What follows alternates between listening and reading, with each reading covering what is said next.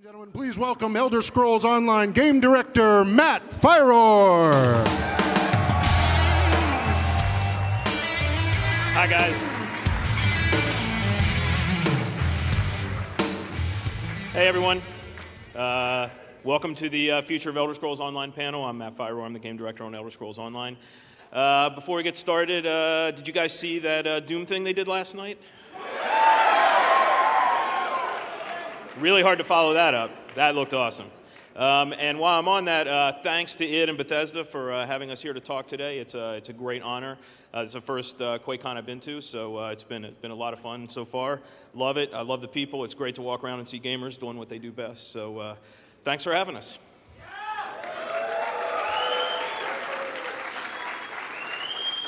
So, in addition to the great audience we have here, we are live streaming this on Twitch on the Bethesda channel. So welcome to all you guys out there in internet land. The way this is going to work today is we have a panel of ESO devs that are going to come out and talk about different parts of the game. After that, we'll follow it up with a Q&A that we've been collecting from Twitch and also from our forums and from Reddit. So before we bring them out, though, just a few words. It's been, believe it or not, only about 12, 13 weeks since Elder Scrolls Online launched. So it seems like a long time, but it actually hasn't been that long. So this is a great time for us to talk about what's going to come up next, what's coming up in the future, because we've gotten through kind of the trials and tribulations of a major MMO launch. Things are pretty smooth now, and now we're going to talk about what we're working on in the future. So you guys, if you read the forums and everything, you notice about 2 weeks ago we started to talk about our future plans a lot more. I wrote a blog post. Paul Sage has been doing a lot of interviews. This presentation is going to be follow-up to that. You're actually going to see some video in-game of what we're talking about, of some of the cool systems that we're working on. We're going to go into a little depth on these. So it's going to be about an hour and a half of information about ESO, and you're actually going to see some cool stuff.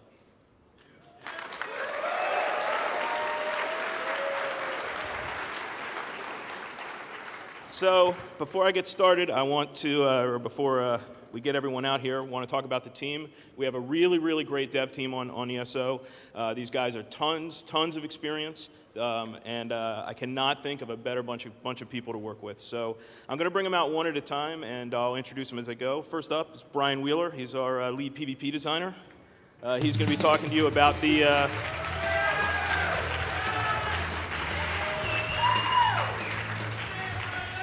He'll be talking to you guys about the Imperial City, our first PVE PVP dungeon, and you can see what the Imperial City's like 700 years before Oblivion, after a major Daedric invasion. Next up is Rich Lambert, our lead content designer.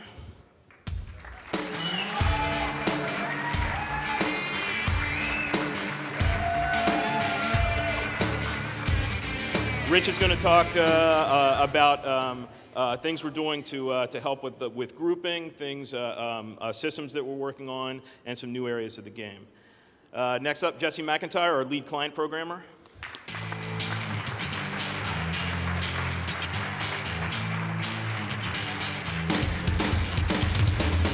So games like ESO are obviously hugely complex. There's a bunch of systems. People always ask us, what does it take to put in a technical feature into ESO? So we decided to put a spotlight on one feature that we're working on right now, which is an advanced facial animation system, so that characters look more realistic and lifelike when you talk to them. So Jesse's going to go over that. Just kind of spotlight one of the cool things that we're working on. Paul Sage, next, creative director.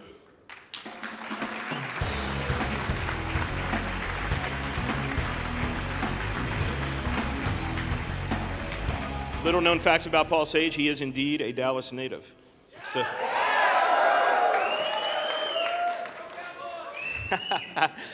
so Paul has been giving interviews the last couple of weeks about two major initiatives that we're working on, the revamp of our veteran content systems and replacing it with the champion system, and also the justice system. He's going to be going into both of them in this presentation. Nick Kronkle, gameplay lead.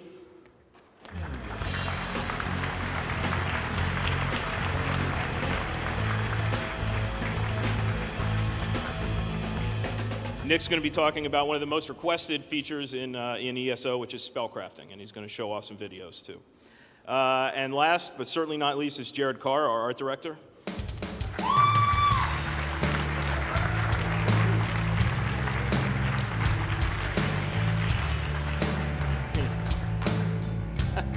So Jared's responsible for picking up the mics that fell on the floor, as well as he is the guy responsible in large part for making this a really, really kick-ass, awesome-looking game. So he is going to be talking to you guys about some PVE zones that we're working on, some new content. He's going to be going over some new armors and weapons that are going to be going into the game, and also what we're doing to make combat and animations much more responsive. So with that being said, I'm going to turn it over now to Brian Wheeler, who is going to talk to you about the Imperial City. Thanks, everyone, and I'll be back on later.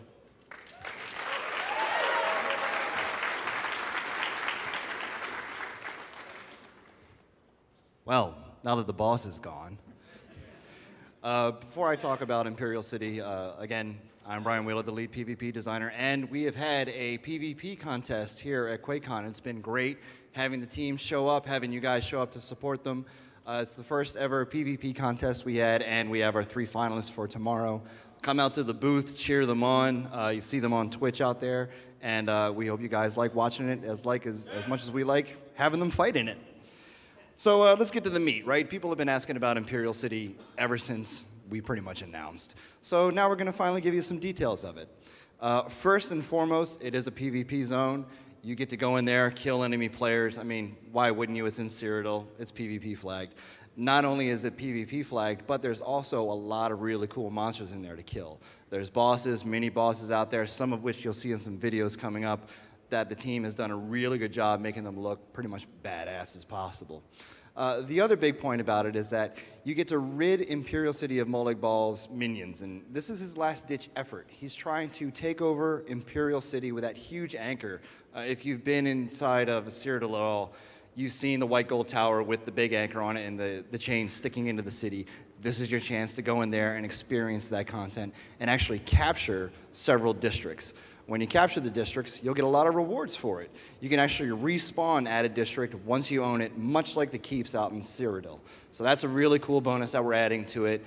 There's unique bosses and mini bosses like I mentioned before, and of course, something that's a really big draw is the PvE quests, as well as the monsters give a lot of XP and a lot of gold. This is very important because it makes not only rewards for the PvPers to kill other people, which I love doing, but also just having everybody go out there and experience as much cool content as possible to get a lot of really good rewards for it, and having the experience and thrill of rush of being able to get killed by enemy players. That's a whole lot of fun. So in case you're curious where Cyrodiil is and you've been living under a rock, and it's where Oblivion took place, but also Imperial City's kind of right there. It's in the middle, so, you know, where else would it be? It's the center of Cyrodiil. It's really cool, and you can kind of get a hint of what the huge anchor on top of White Gold Tower looks like. So what's going on in there? Everybody knows that the arena exists in there, and this is 700 years ago since Oblivion. But it's a little different. The Dremora have taken over. Again, this is sort of like they have nothing else to do. They've taken the Imperials and enslaved them. So why not throw them in the arena, have some pretty sick gladiatorial games with them, have them get killed, and it's your job to kind of go in there and help stop it. And that's just in one of the districts. But it sort of looks a little like this. Ooh.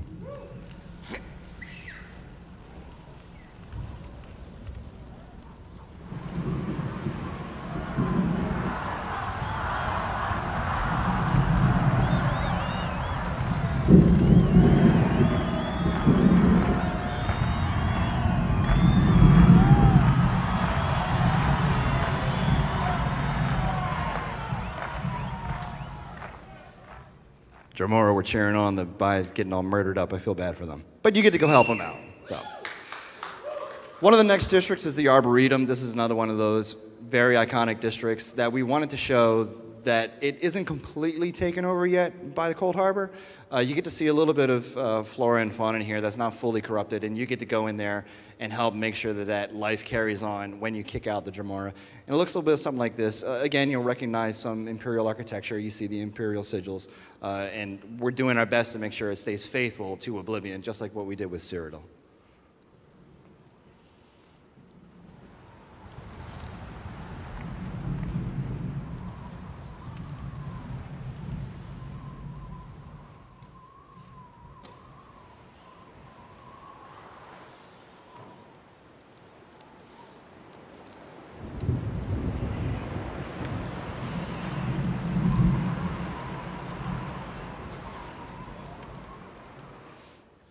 pretty cool looking. Next we have the market. This is another district that's pretty iconic, but this is one that you can actually capture. And when you capture it, there's going to be basically a switch from Daedra control to an alliance control, and you can actually take a district back from another alliance. And again, once you own it, you can actually respawn there, but also other things like that give your alliance a bonus. In this situation, in the market, they have specific trade skill stations that let you create Imperial Daedra gear. It's a new armor set that's coming out with Imperial City. It looks really cool. Jared is actually going to give you a preview of what that looks like later on. The armor's really badass, and you'll be able to make it once you flip the market district.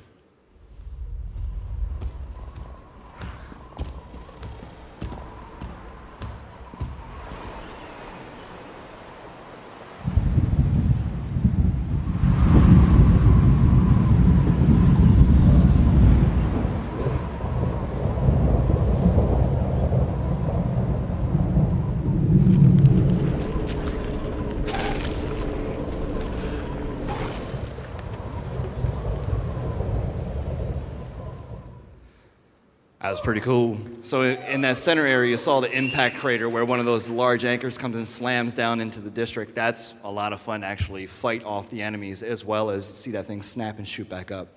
The Temple District. This is the Temple of the One if you played in Oblivion, but Tiber 7 didn't exist around now, so it's way, way, way back in time. This is actually where they're trying to kickstart the plane meld. If you've played the game, you know that in the beginning you actually get sacrificed and get sent to Cold Harbor. So they're starting to do that over again underneath the Temple District, and you get to go in there and help stop it from happening as opposed to being sacrificed this time.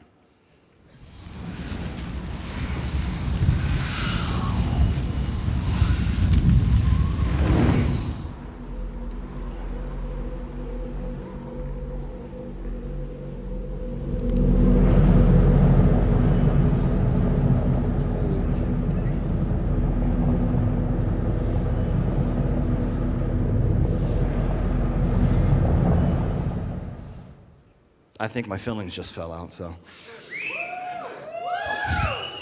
So how do you get in? We thought it would be a very cool idea to pay homage back to Oblivion and have you enter Imperial City through the sewers. You left the sewers to get out of this Imperial City in Oblivion, so we thought it would be a great idea to have you actually go back in via the sewers. Also remember, these 3 entrances are in Cyrodiil, so you can imagine the crazy PvP combat happening out in here to try and stop people from getting in. And so far, this is what we have those looking like.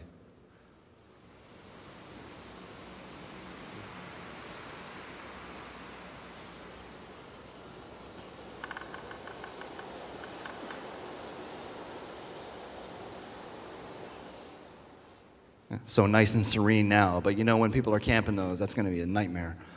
So when you get into the sewers, and every alliance has a starter location, much like you do in Cyrodiil. This area is safe, you won't get camped. We're doing our best to make sure that it is absolutely 100% safe so you can get the story of what's going on. You come in here and you actually find out that the Imperials need your help. When you were out in Cyrodiil, their last standing orders were to kill you because that's what they were told to do, to defend Cyrodiil. But these guys in Imperial City, they're a little bit more entrenched. Their standing orders are get help. We don't care who is helping us, which alliance, it doesn't matter. They just need you to help get their citizens back and help fight off Molag Bal. So again, every entry, this is where you start to get the story of what's going on. And this is sort of what they're shaping up to be. Again, we want to make sure that you have to drop into combat to be safe, and each alliance will have one of these in a huge sewer network.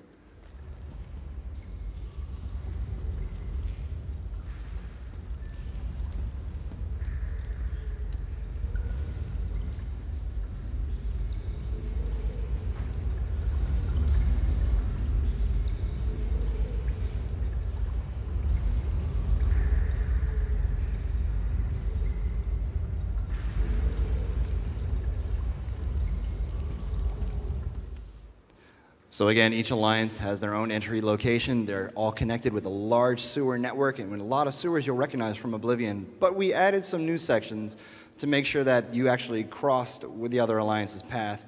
At the deepest level of the sewers, we have this section called the Crossroads. It's the most corrupted by the takeover from Molag Bal. There's portals that pop up underneath as opposed to dark anchors that spawn from above. And this is where you're going to get a small sample of some of the monsters we have added. You'll see in here a Grievous Twilight, which is sort of a winged, baddie, gargoyle-looking guy. And of course, if you watch the Blur trailers, you're going to see the Flesh Colossus super-duper badass trademark guy. He's really cool. Our designers have had a lot of fun making him, and you guys are going to be able to kill him in this. And it's a lot of coolness to see in this.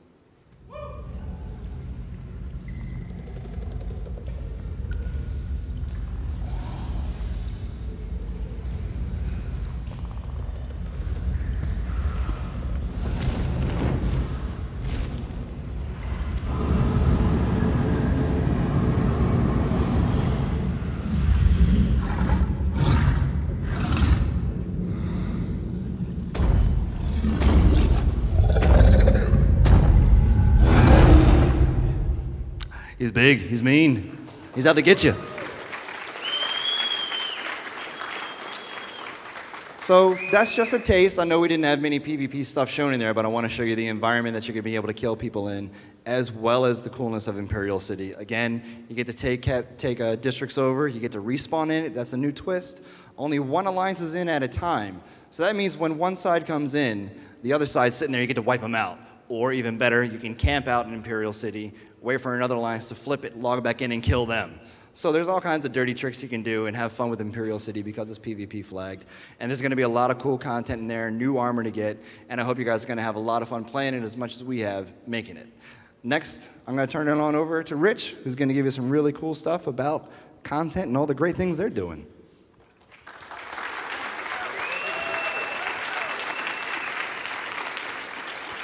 All right, thanks, Wheels. Hi, everybody. My name's Rich Lambert, and I'm the lead content designer for Elder Scrolls Online. And I'm here today to give you all a really quick preview at some of the things that the content teams are currently working on for future updates. The first thing that I'd like to talk to you all about is the current state of grouping.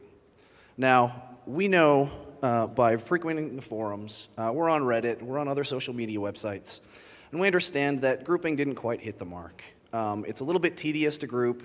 You get out of sync with your friends or other players. So we're going to fix those things. I agree, yes. We're going to fix those things. And the way we're going to fix those things is as follows. So number one, we're doing a game-wide audit of all the quests in the game, looking for quests that separate you from other players and your group mates. And like I said, we're going to fix them. While we're doing that, we're also going to add more shared advancement with the quests. And what that means is, you know, say Wheels and Nick and Paul and myself, we're all in a group, and we have a quest to go and collect 5 foozles, or whatever it is. You know, when Wheels goes and loots one of those items, we're all going to get shared credit for that, so we don't all have to loot them individually. In addition to that, when you join a group, we're going to make sure that we sync you to their channel. And the channel is something that the mega server technology uses to kind of load balance things. So we're going to make sure that when you join a group, you can play with them and see them. Another thing that we're going to do to improve grouping is we're going to update the journal and the quest tracker to show you which quests you have in common with your group mates, as well as how far ahead or behind you are in terms of quest progress. The last thing that I'm going to touch on with grouping is a confirmation dialog for quest sharing. And what that means is, you know, say Gina shares a quest with me, she's going to know right away if I accepted it or if I declined it, and if I declined it, why I declined it. So that's just a few of the things we're working on. Keep in mind, not all of these things are going to come in overnight. They're going to take some time, and they're going to roll out over the next few updates. These things also aren't the only things we're working on for grouping. We're going to continue to monitor things, iterate, and continue to improve the experience as we continue on. The next thing I'd like to touch on a little bit is our new veteran dungeon that's coming online in Update 5. And that's the Veteran City of Ash. Now, a little bit of a spoiler for those of you who haven't played through the normal version yet, but in normal version, when you arrive, there's a Bosmer village on fire. And as you're progressing through the dungeon, you find out that there's a Daedric invasion going on here. And when you get to the very end, and you kind of push the invasion back to some degree, the leadership of the Bosmer village decide that the best way to put an end to this once and for all is to go into the portal and close it from the other side. So that's where the veteran version comes into play. When you go back there in veteran mode, the village elder hasn't returned yet. And so you're charged to go into this portal, go to the Deadlands, and figure out what the heck happened to her.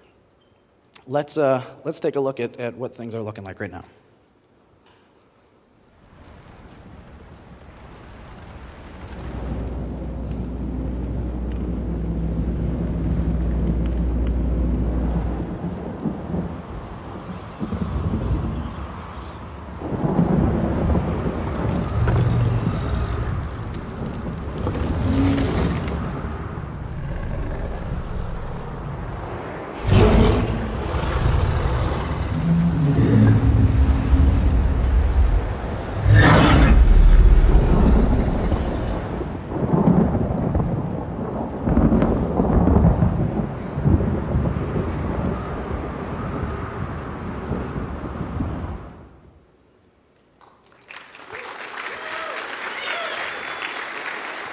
So that's Veteran City of Ash. As I said, that's going to come online in Update 5.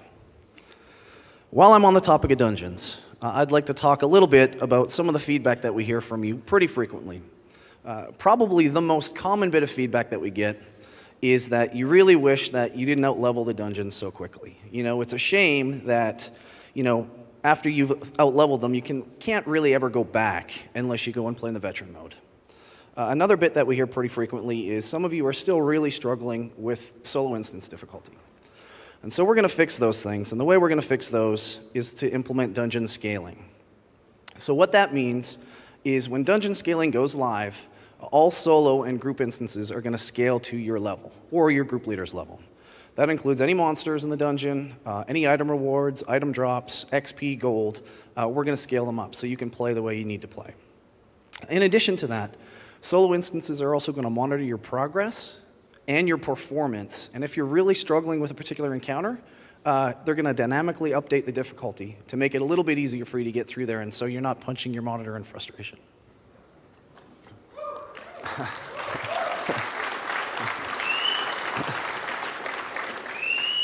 So another bit of feedback that we hear pretty frequently is you really wish there was a need or a desire to repeat dungeons. You know, once you get your items, you're kind of done and you're ready to move on.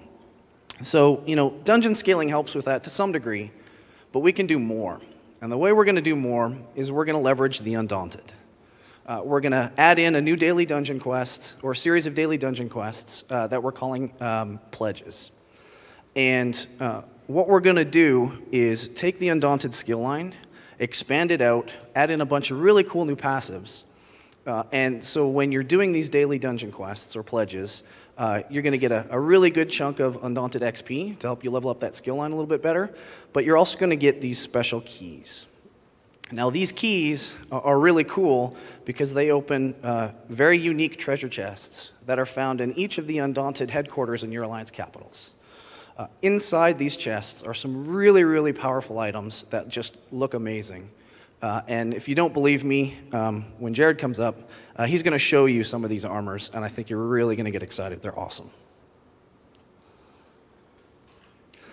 So that's just a few of the things that we're working on in terms of dungeons. You know, Veteran City of Ash coming online in Update 5, and the dungeon scaling, and the dungeon repeatability stuff will be coming on in an update soon.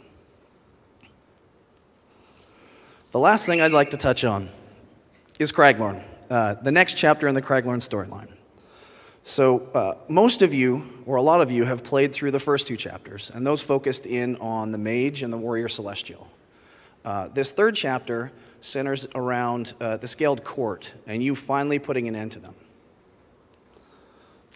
Now, we learned a lot in building the first two chapters, especially in terms of itemization and the overall group experience. And so we've taken those lessons learned and put them into practice to really improve the overall quest experience here. In addition to the quest content in this chapter, we've also added in an all-new crafting trait for you crafters to learn. And we also have a brand new 12-person trial, and that's focused on the Serpent. And that will kind of tie the Celestial storyline off and put it in a nice, neat place. I've got a couple of videos here. Let's take a look at how things are shaping up.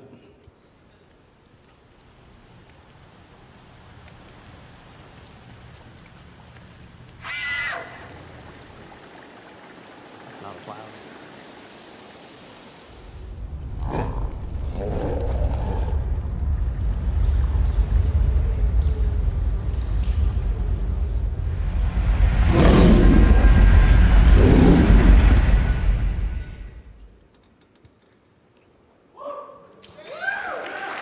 But wait, there's more.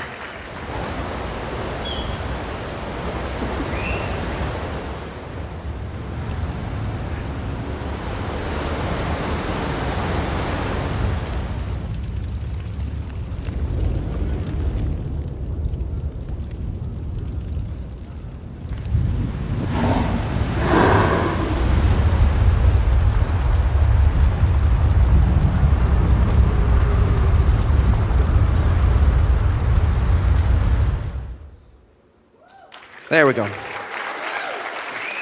So, I know I promised that I would stop talking after the last little bit there, but I have one more thing to share, and that is the Dragon Star Arena. I know a lot of you got really excited over some of the interviews that Paul has been given recently, and I figured I would sneak this in at the end and kind of give you a really quick bit on what this is. So, we look at the Dragon Star Arena as essentially a mini trial. It's a 4-person test of skill.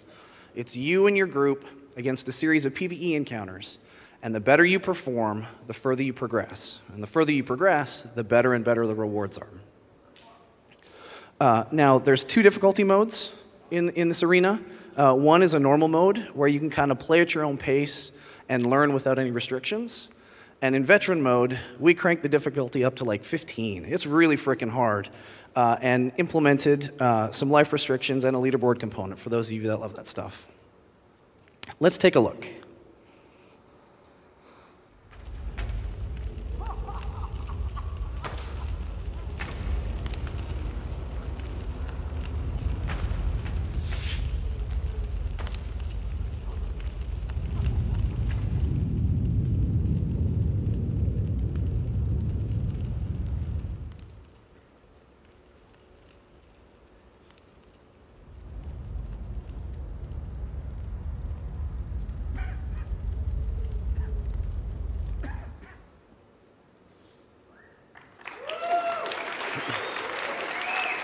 So that's the Dragon Star Arena.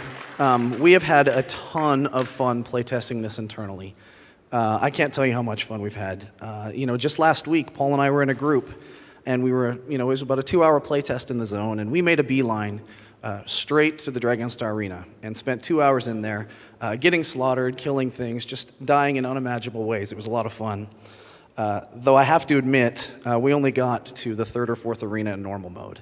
And part of that, and Paul, I'm going to call you out here a little bit, but part of that is because our DPS kept dying in the fire. So for those of you out there, please, please, please make sure you pay attention to your surroundings. So that's it for me. Thank you, everybody. I really hope you got to enjoy some of the things I showed you all. And I'm going to pass it off to Jesse McIntyre. Thanks. All right. Thanks, Rich, and hello, everybody. Go on the next one of these, huh? All right, there we go. So I'm Jesse McIntyre. I'm ESO's lead client programmer. And there's a lot going on tech-wise at ZOS and on ESO, from new feature development to systems upgrades, bug fixes, performance and stability improvements. We work on all that stuff all the time. But I'm here today to tell you a little bit about something in specific, and that is an upgrade to our facial animation system. And I could just show you guys the kind of the before and after, and we can ooh-ah a little bit. But I thought it would be more fun to talk a little bit about the technology behind how the stuff works. And as a tech guy, that's the stuff that gets me excited. I think this one's particularly interesting. I think you'll enjoy it as well. But let's start with a look at the state of the game at present. What makes tyrants do any of the things they do? Ambition? Glory? I certainly don't know. What I do know is that Montclair's forces have taken half the capital, and will soon take the rest of it unless the Shornhelm Guard gets some help. Right.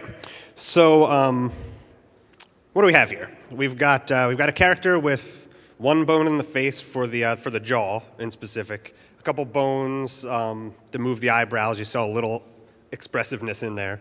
But really, that gets you pretty much a sock puppet, right? So it's not really hitting the fidelity bar that we'd like it to. So we've been spending some time now with a small group of programmers and animators working on this upgrade.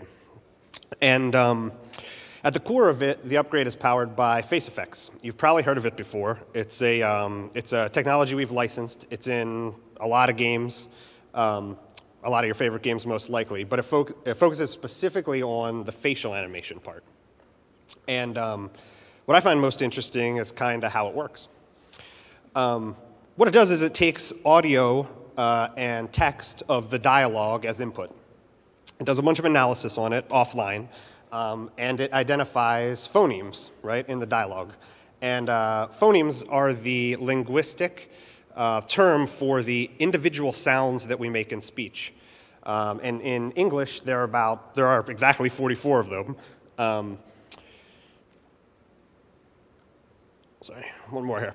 And so what it does is it actually identifies those, right, in the dialogue. It creates a sequence of them, and then maps them to mouth shapes, which is what you're seeing here. And these aren't the mouth shapes of our characters in specific, but this is just like an artistic reference to give you an idea of what these things look like. And there are only a handful of them here, but in our game we have about 22 of them or so, 22, 24. Some of them do double duty when they're mapped from those phonemes to the mouth shapes. But effectively, they're representing them, right? So why is this interesting? Like, honestly, it's pretty fun to stare at these. I do it at work sometimes. It's a good time. So that's sort of one fun part of it. But the actual, the interesting part is, well, it's sort of twofold, right? It's how it mimics real life, which is the part I really like. I like when technology and real life converge a bit.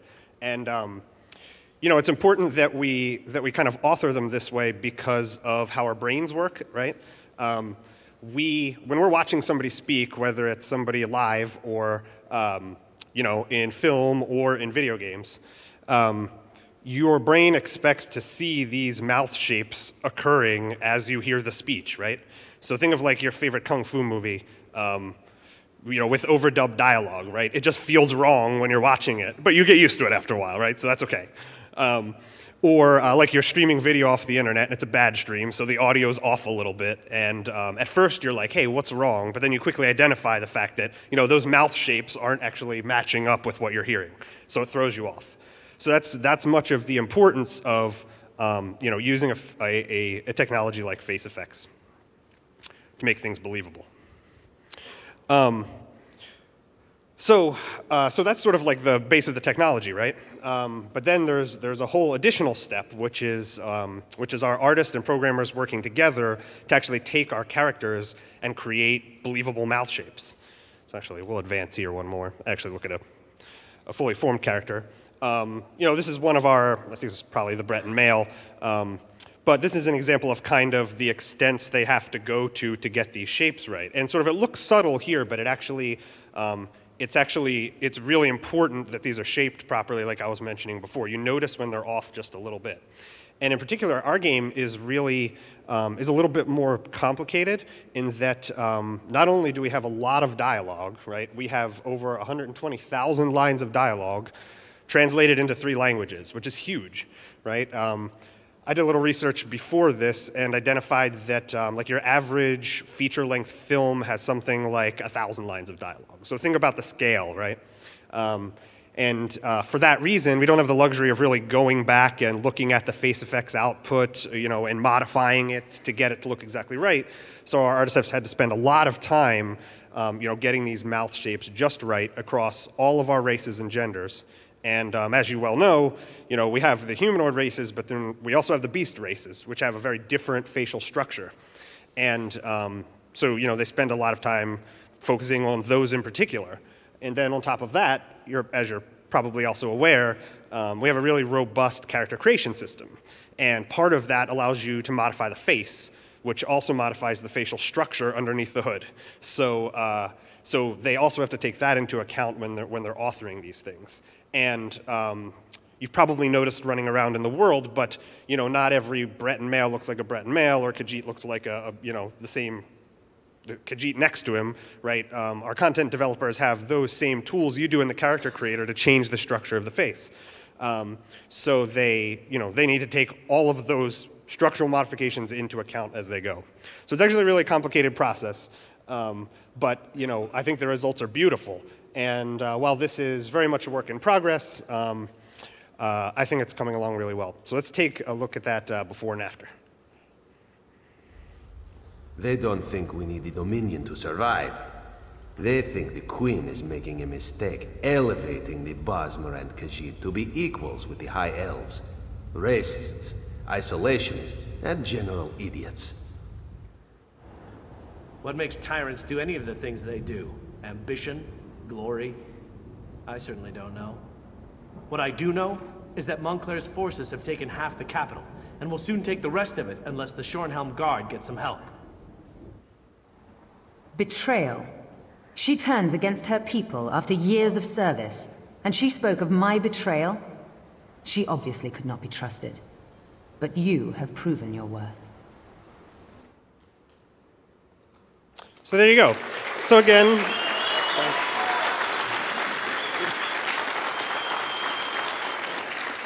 yeah, so again, it's very much a work in progress, but it's looking beautiful. And it looks nice on the screen, but it really makes a difference when you're playing the game, right? The immersiveness of your interaction with NPCs, it's a significant improvement. And it gets me really excited, both to play and develop the game. This stuff is why I love coming to work, right? So yeah, thank you very much for listening. I should call out just once more that this is one of a myriad of technical modifications and improvements we make behind the scenes, and we look forward to continuing to do so. So thanks a lot for listening. Next up, we have Paul Sage.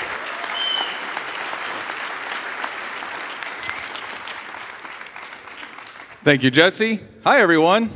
So today, I get to talk about a lot of different things. The first thing I want to talk about is this stage. So I don't know how it is out there, but you have to pay $75 at Six Flags to get on a ride like being on the subwoofer up here. Wow. It's pretty startling. All right, let's go ahead. So what I wanted to open up with today is the veteran gameplay. And by veteran gameplay, what I mean is anything you do post level 50. And so one of the great things about working on an MMO, one of the things that I really enjoy is a situation like this. It's being here with the community. When we ship the game doesn't stop. We're constantly working with you, the community, to improve the game. We're getting your feedback. That's one of the best things about being an MMO developer. And so that means that with the veteran system, what we've done is we've tried to get a lot of your feedback, a lot of the things that you've said. So let's talk about what's working in the game right now. So one of the things that we've gotten as a data point is that you actually really like being able to keep your same character and go into the other alliances. You've built up a lot of the relationship, the choices you've made with your character, makes it really fun. But then, the next thing that we've said that, hey, what is it you like? And it's, you like to keep growing with items. You like to keep getting new items. That's really fun. The item chase is fun, so that's good. And we're working to constantly improve our items. I don't know if you've been paying attention to the patch notes, but we've been working on the items, putting in new sets. It's going to be really good. The third thing, and probably the most contentious, that we've gotten feedback on is the challenge. So let's talk about the challenge post-level 50, because here it is where we split between you. There are those people who really love the challenge that is after level 50, and those people who feel it is too difficult. And really what it comes down to isn't just whether it's too difficult, it's what is it post-level 50? Does it ramp up in a predictable pattern? And so that's one of the first things we looked at, which is, after you come off of level 50 and you've defeated a Daedric prince like Molag Bal, you don't want a skeever running off with half your arm down the alleyway, right? So there's a challenge that you actually have to ramp up to. And so that's one of the first things we identified is this is something we need to work on for the veteran system. One of the second things we want to work on, infrequent reward. So when you work on games, one of the things you know is that you know that there's random reward mechanisms or reinforcement mechanisms. Those are the things when you're out in the world, you're killing monsters, you're killing people, you're doing all the things you should be doing, you're looting treasure chests, you find new items and goods. And you never know what you're going to find. That's a surprise to you, so that's what we call a reinforcement reward. But what about the predictable reward path? That is involving things like your character growth, right? Those are the things that you see and you say, okay, I want new abilities. And right now we have a really good progression system put in place, but by the time people reach level 50, they're at the place where they're like, well, I've got a lot of the skills I'm using right now. I've kind of maxed them out. I'm maxing out like a lot of the armor skills, the weapon skills, and those things. So what is it I'm going to do? So that was the second thing we kind of identified that we wanted to touch upon. And the third thing we identified was that the experience was too different. So you go from level 1 to level 50, and you're gaining experience points. You're out killing monsters, you're out exploring the world again, and that's how you gain experience. But then we introduced this thing called veteran ranks. And veteran ranks were a way to get you to, keep progressing in the game. But what happened is we also introduced something called veteran points. And you gained veteran points through very different mechanisms than you gained experience points, but sometimes it was similar. And what ended up happening was, for instance, you could gain veteran points going in doing dungeon achievements or becoming emperor. But then with experience points, you got them for doing things like discovering, and sometimes the two met and sometimes they didn't, and it became a little too confusing. So that experience was just too different. And so that was the third thing we wanted to work on. And so what are we coming up with? Well, we're actually coming up with a system, but we're going to introduce that system into 4 phases. And the reason is because we want to get these improvements to you as quickly as possible, as smartly as possible, and in the right way. And one of them you've probably already seen active, and that is we reduced the difficulty in the veteran zones. And the reason, again, we did that is because we wanted to ramp people up in a more predictable manner. Now, there's a lot of challenge still available to you in the trials, in the upcoming Dragonstar Arena, where apparently Rich pointed out that I failed. But that's the first phase of this. Now, the second phase, which we'll show you in here in a very helpful color chart, is the fact that we're going to get rid of veteran points. And so veteran points are actually going to or veteran ranks rather, are going to be gained through experience point gain. And that means that instead of going through and having to worry about whether you're gaining veteran points in this way, you'll have a very predictable path and actually a faster path through your veteran ranks. And that's the second phase. And also coming in that phase, and very important, is the fact that you'll get bonus experience. So this is very much, if you haven't played for a while, say you haven't played for 20 hours or something like that, you'll get a bonus to the experience gains you get. And the reason we're doing this is to help you keep in sync with people or your friends that might play more than you do. So we're adding a bonus for those people who don't play as frequently and gain experience. And so you'll be seeing this bonus come up with this next experience point increase here. And that brings me to phase number 3, which is really the start of the introduction of the champion system. So as we talked about this problem I brought up, which was the predictable growth of your character, and how do you keep investing in your character? What's going to keep you entertained, each hour trying to improve your character? And really that's the cadence we're trying to hit, is getting you in to where at every hour you're trying to do something useful for your character. And that comes in these passives. And we're going to introduce a lot of new passives. But if only we could introduce these passives in a way that felt fictionally consistent with the Elder Scrolls universe. And so what you're seeing here is the tower constellation. And so imagine, if you will, that you pull up a user interface element and you can see the different passives on this. And you could go in, and as you gained experience, you would get what we call champion points. And the champion points could be spent to increase the bonuses or the passives that you have. And what would some of those passives look like? Well, imagine, and now these things are likely to change, so if anybody who's watching the live stream or here at QuakeCon says these, I guaranteed these, I did not. These are likely to change over the course of development. Rich might have guaranteed them, I did not. So the Blade Expert here, as an example, might allow you to increase the base damage you can do with blades. You might have Tenacity, which allows you to increase your stamina regen. right? And the really nice thing about this is you're going to be able to keep putting points in these to increase them by percentages. At first, the percentages may seem small, but in aggregate, they'll grow over time, and you'll really start to customize the character in the way you want. And these bonuses won't just apply to one character. The bonuses, or those champion points you earn, you'll actually earn them for all of your characters. So this is going to be an account-wide system. Once you earn champion points, you'll be able to spend them on all of your characters. Now, what is the significance of putting them in these constellations or these paths? Because there's going to be several of them. Well, the significance is that the more of these points you spend in any one path, you'll actually unlock other passives.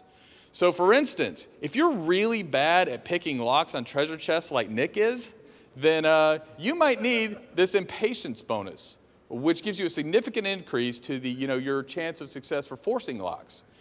Or you might be able to say, get more gold found in chests. So these nice little bonuses will keep adding up for your character to keep improving your experience over time. All right, but really that was kind of a bunch of words. What would this actually look like in game? What would we see if this was going in? And now we might see that you have 8 champion points to spend. Here are the constellations you can spend it on. And now you'll see that I have the apprentice. I've already spent 9 points in the apprentice. And maybe I'll pick that passive, maybe spell shield instead. And when I spend that final point, I'll unlock one of those other passives that I have available to me.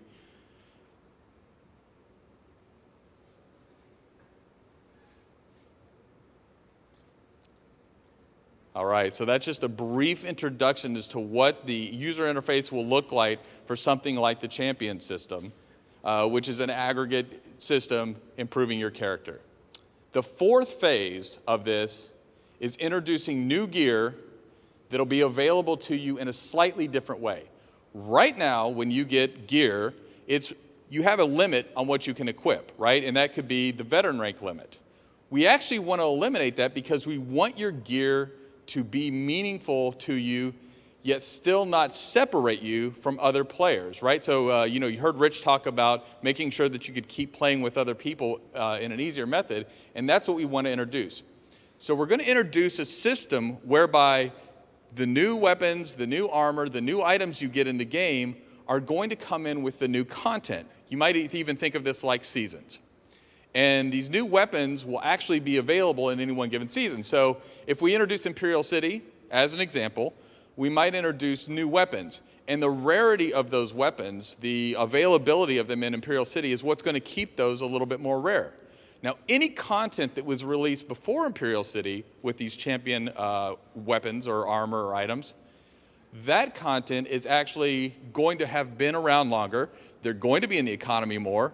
And we might even sell those items directly to players. And what that enables us to do is it says nobody is going to fall behind the item chase, but there's still going to be an item chase.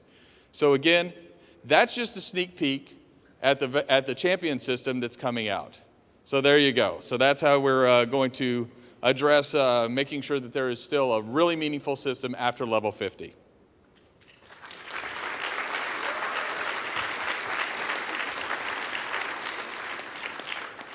Okay, so one of the other things that's really fun about being a developer is, of course, we get to create those systems whereby it's very scripted.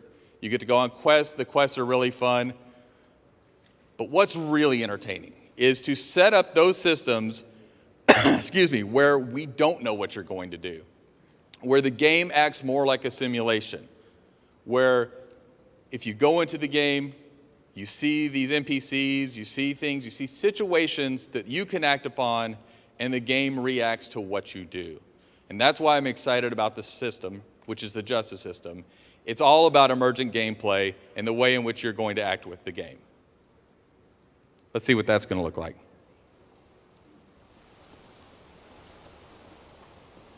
Okay, so as normal, you could come in and just take this gear in the game right now. Except now, for the first time, you'll be stealing these items. I'm doing a pretty good job right now.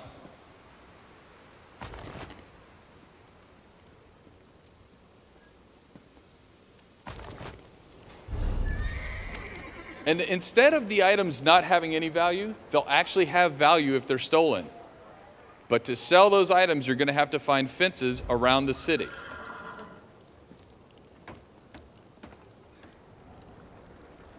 And of course, you want to make sure that you're hidden, nobody else can see you, nobody can witness the crime of you stealing.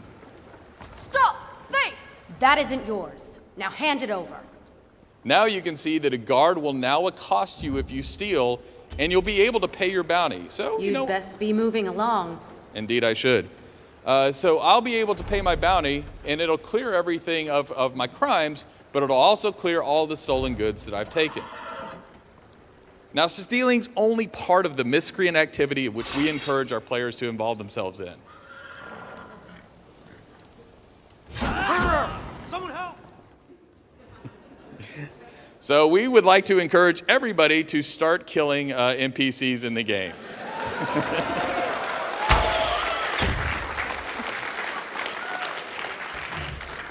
I think a little murder spree's in order.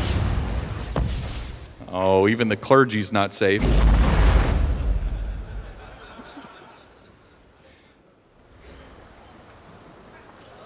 Oh.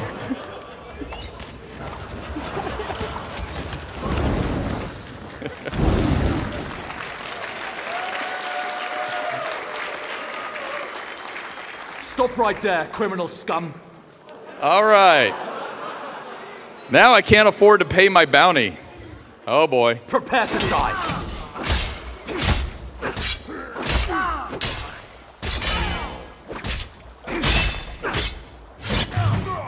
Oh. Well, that was okay, but, I know you guys. You're going to find ways to get around that guard. You're going to find ways to do things that we probably don't expect. So what's fun about this being an online game is that you aren't going to just have to be the establishment character, but you're also going to be able to be guards. You're going to be able to go in to find those characters who haven't paid their bounties, who've been on these killing rampages, and you're going to be able to enact your own justice. So that's right, there's going to be an active PvP.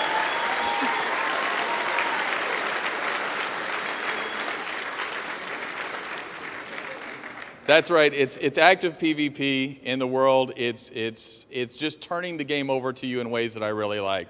So with that, that's just a brief introduction of the justice system. I'm going to turn this over to Nick Kronkle, who's going to talk about one of my other favorites upcoming, which is spellcrafting. So thanks a lot, y'all.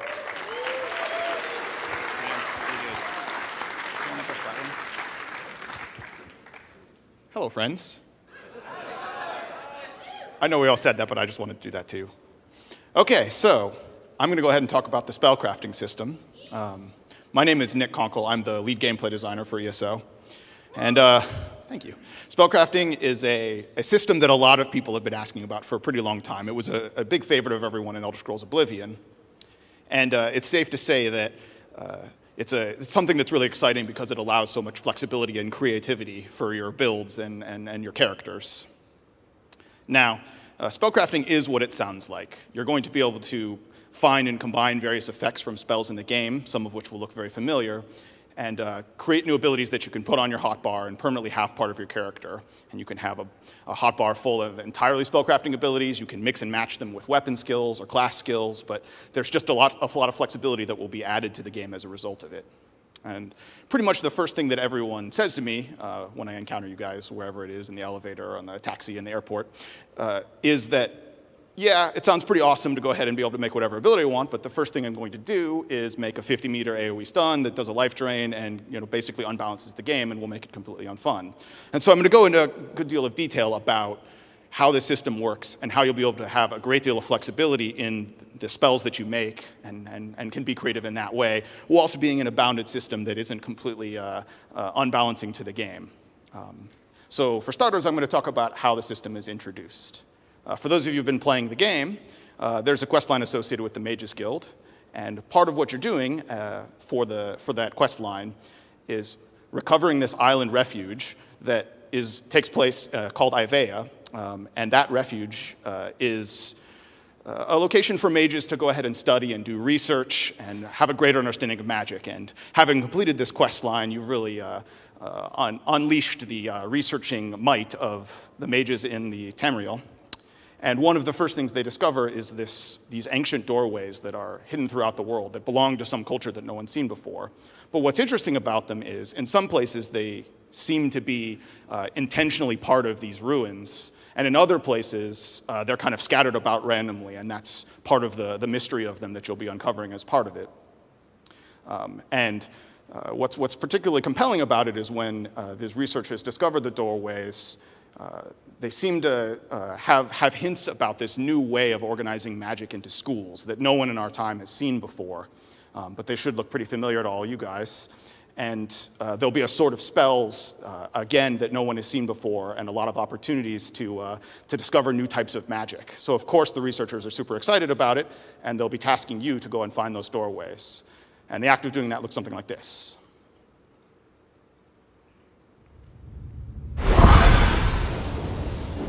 So you chase that little ball of light, it'll go all the way across the world. It'll cross bridges, mountains, it'll go on forever and ever. And it's a little faster than you, so you got to chase it.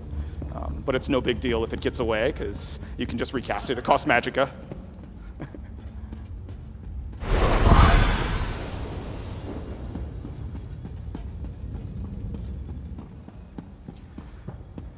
And when it eventually finds its end location, you'll see these doorways that can only be revealed by people who have this spell and were never seen before this point.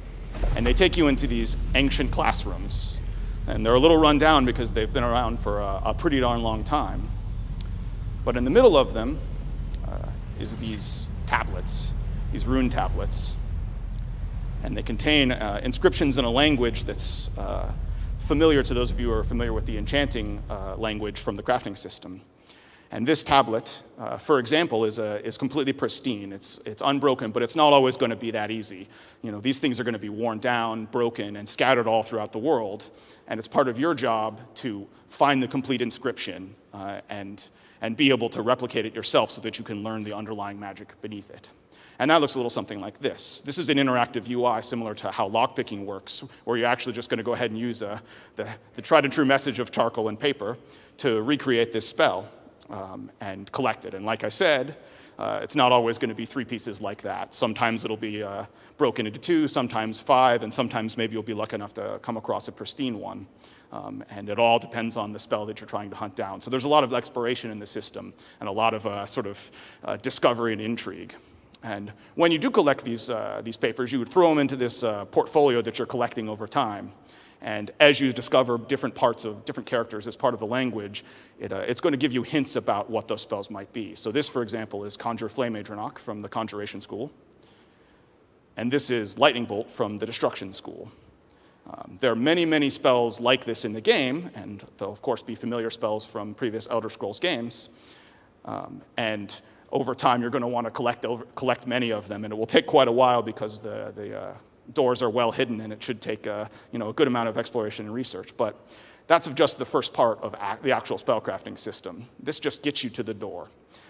And what you want to do when you've actually found one of these spells in order to harness that magic yourself is recreate the tablet that you found in these ancient classrooms. And you want to make one for yourself. And the UI for that will look something similar to this. This is a temp UI, but it'll give you the basics. So the first thing you do is collect the base effect of the spell, like we've been talking about up to this point, and that's an exploration and research game. But when you actually know one, you can customize it in one of these 6 ways, which we call a focus, and they're similar to morphs. So for example, if you put the AoE morph on Lightning Bolt, you're going to create a chain lightning spell. Or if you put the AoE morph on the Conjure Flame Atronach, it's going to run around with a fire aura. Or you can put the enduring focus on the Flame Atronach, and then it'll be a permanent pet, like a sorcerer, rather than a temporary one. And any ability can be focused in any one of these 6 ways. You can make an ultimate out of any single one of these spells, as much customization as you want out of that. You can give it a cast time for a bonus effect. You can reduce the cost and make efficient spells. And there's a whole variety of things that you do in that way to customize the effect itself, just beyond what it does by default. And that's the second part. The third part is actually the tablet itself. So you can see the one there is is this kind of stone, worn down tablet that isn't particularly attractive. But there's plenty of other ones out there in the world, marble, runestone, things that are a little more high-end material. And the higher end material you use to create one of these spells, the more powerful and the more expensive it will be. So there's kind of a trade-off there in terms of what kind of power you're going to get out of the spell and how much you're willing to have it cost. Now this is bounded, so you can't just create a single spell that costs all your magical pool but kills someone in one hit, but there is a good deal of flexibility there in terms of trying to make something that is the right mix of exactly the sorts of spells you want. So there's 3 different avenues of customization for every single spell that you find, of which there are many. It's a hugely open and flexible system. I really have no idea what everyone's going to do when they get their hands on it, but I'm really excited to see how these builds sort of affect the metagame. Yeah, I think it's safe to say that you will probably use this to murder innocents. So. And that's just the first part of the system, which I think up to this point, it's pretty exciting, but it's all been about the crafting of the spell itself. There's a lot of different elements to that about exploration and about deciding exactly what you want. And I certainly expect different sort of spell crafters to be known for the different things they can make, because it is quite a challenge to actually find all the different spells. But the system itself is social. So when you do create that tablet, it isn't just me that can use it. You can trade it. You can sell it on the guild store. You can give it to your friend if you have friends that are that nice to you. I certainly don't. And you can do whatever you want for it. And especially, I think, when the system first comes out and a spell is brand new, there'll be some really interesting demand rising from some of the most popular spells that I think everyone will want. But when you do get one of these tablets, if you're lucky enough, you can consume it anywhere in the world. And it looks a little something like this.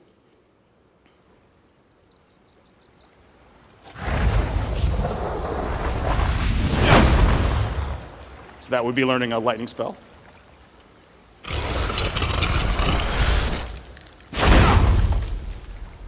And that would be learning an ice spell, both from the destruction tree.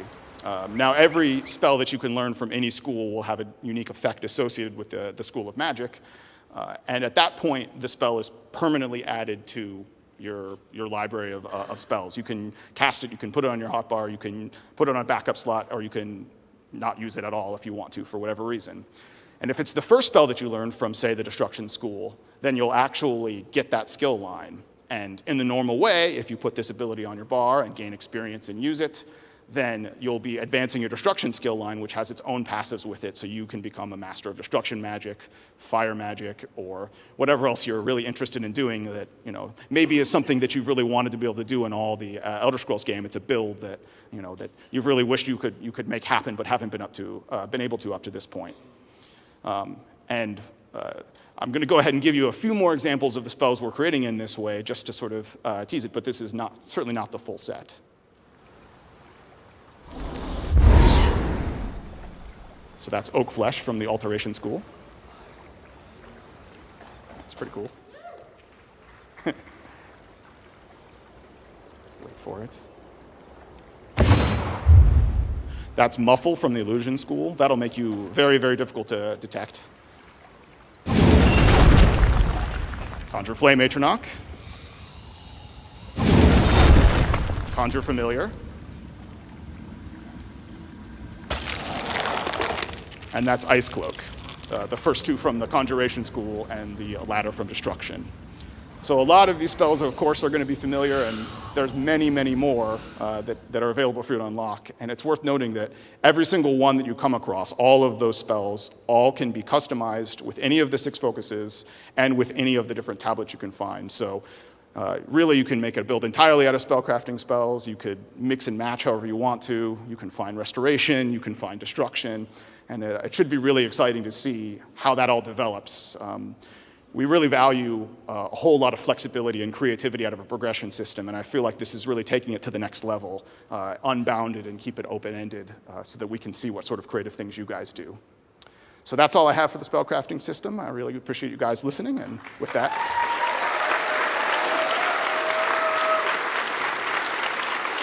I'll hand it off to Jared Carr. Thanks, Nick. Hi, guys. I'm Jared. I'm the art director. Hello. I'm gonna cover several topics. First, I'm gonna talk about combat responsiveness, and touch on some animation work that we're doing. And then I'm gonna give you a preview of some armors and weapons that you can expect to see rolled out over coming updates. And then we're gonna reveal 2 new zones that we're working on. And I also want to take this opportunity to say thank you very much to our players. We appreciate you. We appreciate your support. And we appreciate your feedback. And your feedback helps us prioritize what we're working on. As I think you can see from what Rich talked about and what Paul was talking about, all this stuff that we're doing. So it's in that spirit that I want to talk about combat. And combat responsiveness, I mean, we all play games, we know what this is. When I press a button, I have an expectation, and if the thing that I'm expecting doesn't happen, I'm frustrated, it doesn't feel good. Here's a chart which sort of shows all the systems and subsystems and factors that goes into a game feeling good, feeling responsive. And if something is missing, if effects assets are dropping out, or if there's lag, or even if an NPC doesn't impact the way I feel it should, it doesn't feel quite right. So I've gathered some actual feedback from our forums and from places like Reddit. We have some quotes, and I just want to sort of address a few topics directly. So in this player's feedback, it's dealing directly with button responsiveness, which is sort of what I just mentioned, which is I press a button, I expect something to happen, I expect a feedback in my UI, I expect an immediate action. And so we're looking across the board at a number of types of things.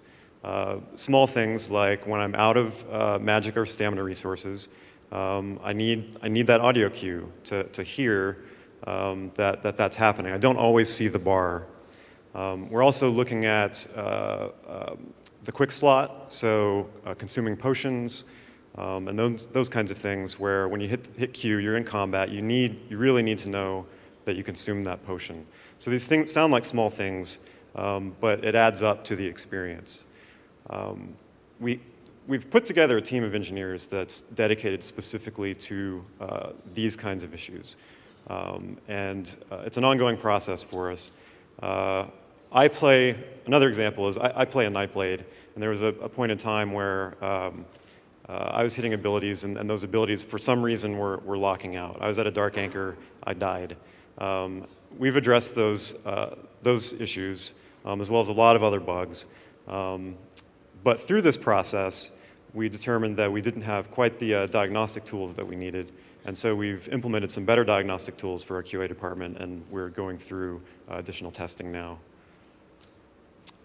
Animation timing. So this player is touching on there's some sluggishness with some of the abilities, and the best example I think is the staff. So when you do a light attack or a heavy attack, there's a bit of a delay in that. It doesn't feel as responsive as it ought to. We traded, I think, a little bit of drama for responsiveness. So there's a big wind up and stuff. And so what we're doing right now is we're going back through all the weapon sets, starting with the mouse activities, the light attack, the heavy attack, block and interrupt, and speeding those up so that there's a much more instant feel to it. So it just feels tighter. And in the process of doing that, we are polishing up some animations so that the arcs of motion are smoother and the velocity feels better.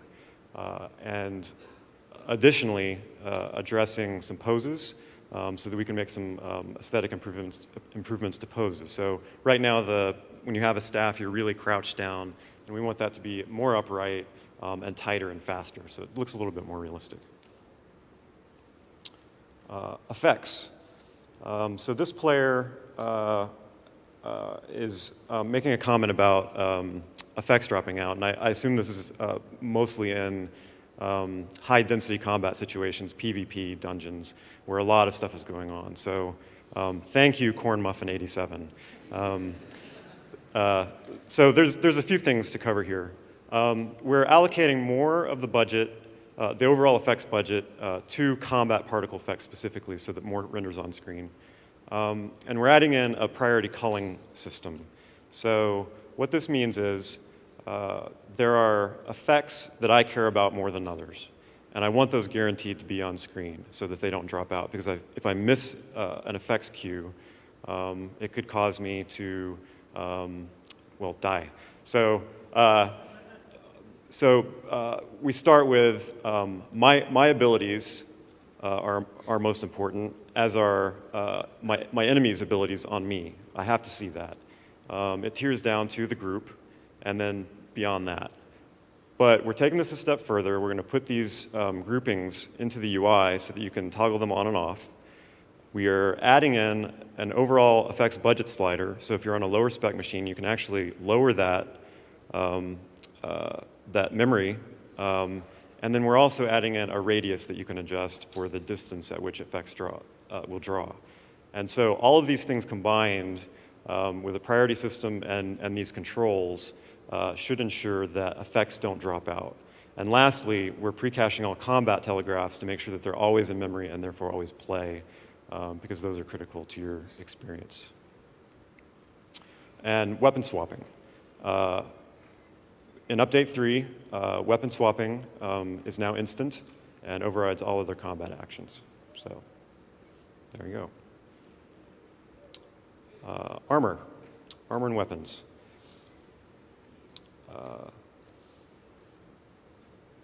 So this is the Kathringi, and this is an armor set that's going to be dropped with one of the zones that I'm going to show you in a second. And the Kathringi is an ancient race that at our time period is pretty much all wiped out. And if you know your lore, you know that they're the silver-skinned people. They're a tribal culture that basically lives naked. They don't wear clothes. And the issue here is that nudity is difficult to itemize. So we took some liberties and designed this set. These would be Kathringi ceremonial armors and weapons. Here's some designs based on the Morag Tong from Morrowind. And these are grouped. The two on the left side of the screen, there's a light pant and a light robe. That's the light set. We just break it out like that so that we can see both. And then the medium and the heavy. And weapons. Dark Brotherhood.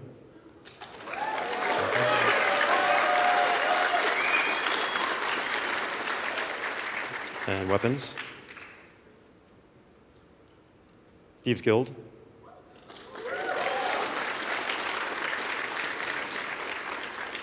And weapons. Glass armors.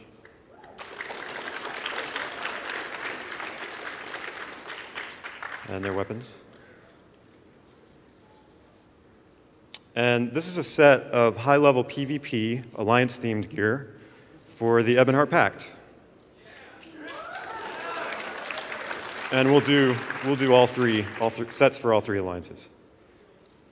And this is the Undaunted. So earlier, Rich was talking about the Undaunted skill lines and what we're doing with that, and he was mentioning the treasure chest. So these would be the first items that you would find through those activities. But the team was talking, and we wanted to take this a step further. So we like the idea that if you're running through the dungeon and killing a boss, killing a difficult boss, you should be able to essentially skin it and wear it. And so there's a Daedroth. Grievous Twilight. Spider Daedra. Dwemer Spider. And the Harvester. And just some behind-the-scenes stuff. This is a ZBrush model of that Harvester shoulder pad and the helm in a second. ZBrush is a digital sculpting tool that we use. Obviously, these aren't final textures or anything like that, but it's looking cool so far. Here are the glass armors. So this would be the glass heavy ZBrush sculpt.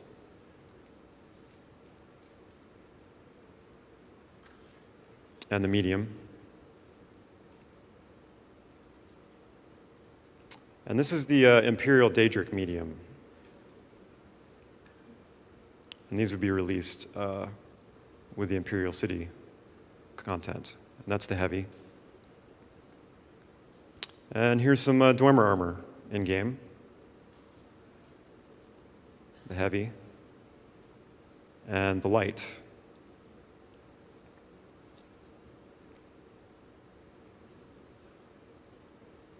And here's that Imperial heavy, Imperial Daedric heavy in-game.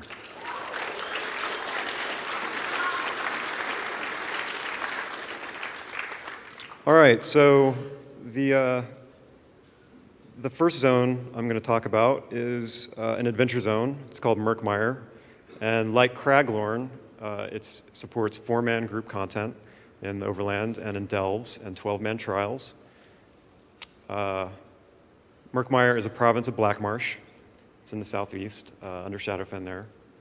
And when we begin designing a zone, we do a simple map and we sort of decide, well, what are the biomes going to be like? So in the north here, there's swamp, kind of verdant green swamp, and then in the middle, there's kind of an upland area as it heads towards Cyrodiil, and then in the bottom, it's a bog, kind of nasty, moody. And the dominant culture is Argonian, and we're doing another sort of architecture set, and this is just a quick sample of what this stuff is looking like. Here's a prop set. We concept everything, and our goal is to develop a world that looks, looks real and looks like it's lived in, and it's believable. But we'll be introducing a new non-player character race called the Naga. These guys are pretty cool. Here's the ZBrush sculpt of his head. He's a happy guy. And this is a new drag variant for Murkmire. And this guy I like a lot. He's a turtle, but he's a really big turtle, and he's fast. And he breathes fire. Because everybody likes fire-breathing reptiles.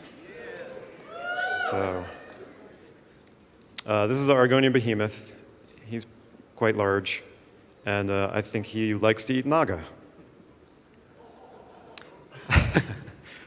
So, here's some paintings, and this is where sort of all the parts and pieces come together. Here's the architecture in the zone. The Argonians, their civilization is in decline. At one point, they had temples, architecture, but since then, it's been sort of swallowed by the swamp. So there's all these ruins dotting the landscape. And at this point in time, they're pretty much relegated to living in more primitive conditions.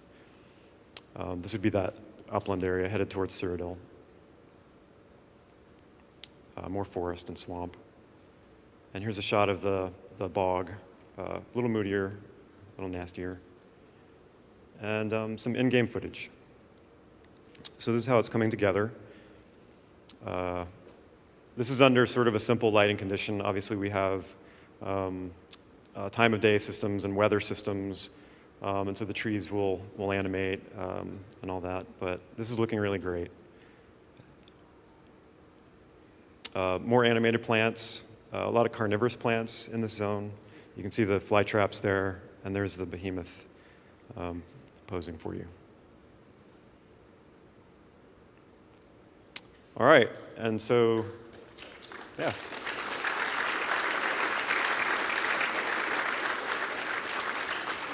So the other zone I wanted to show is a solo PvE zone.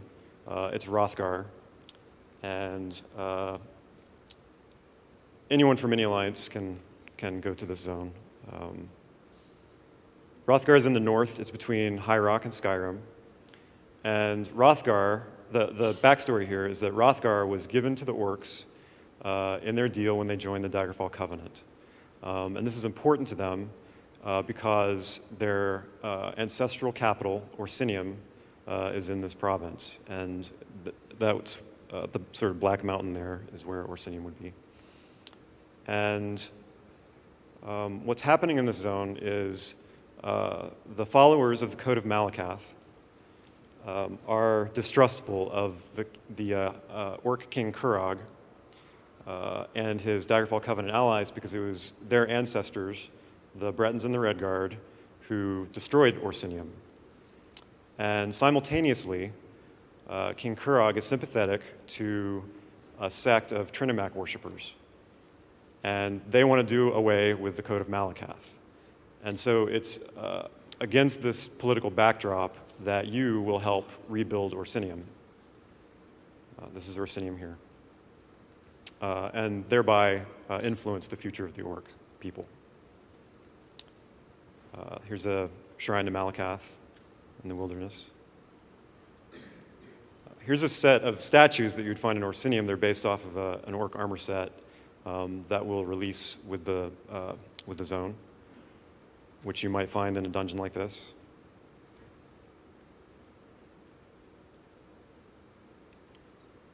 And no zone is complete without ambient creatures. This is the Chubloon.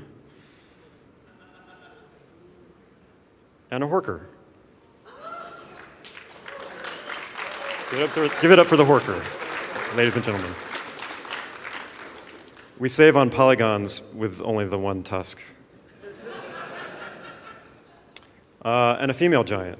So I think it's important to add depth to the characters in the game by adding, having both male and female variants for the monsters. And instead of having a group of males and a group of females. So wanted to add a tough sort of matriarch giantess. And here she is in game. So, yeah, right.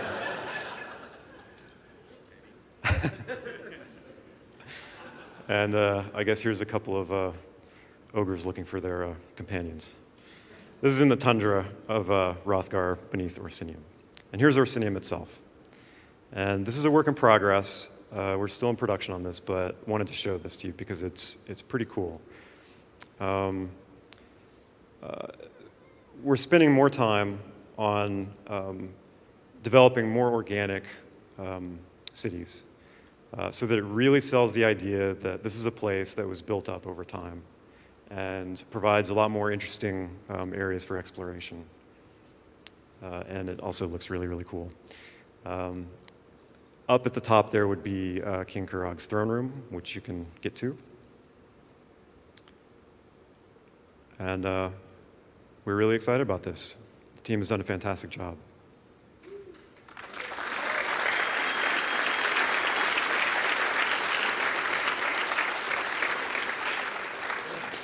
And there you go. I think Matt has some closing comments for us. Here he comes. All right, thanks everybody. Thanks, Jared. Thanks, guys. Thanks, Jared.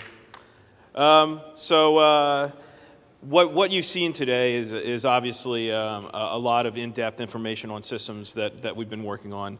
I just want to say, obviously, a lot of these systems are going to have to go through testing. They're going to go on a playtest server. Some of them may change. So just this is as we stand today. This is how the systems work. Obviously, as you see from the justice system, there's absolutely no way that could ever be exploited. So it will work even with the player guards. We're still going to have to do a lot of work to make sure. But this just basically shows what we're doing to make the game better. MMOs evolve from the moment they launch until forever. So this just kind of shows the evolution of the game, where we're taking different systems. And as some of the panel members said, I can't stress this enough, we can't do this without you guys, because this is where we get the information about where you want the game to go. So almost every one of these systems that we've done were discussed in detail on many internet boards, on our forums, on Reddit, direct feedback to us. So if you see things here that we've talked about, that you talked about on forums and on the internet, this is how we do it. So thank you guys so much for being a part of the community, because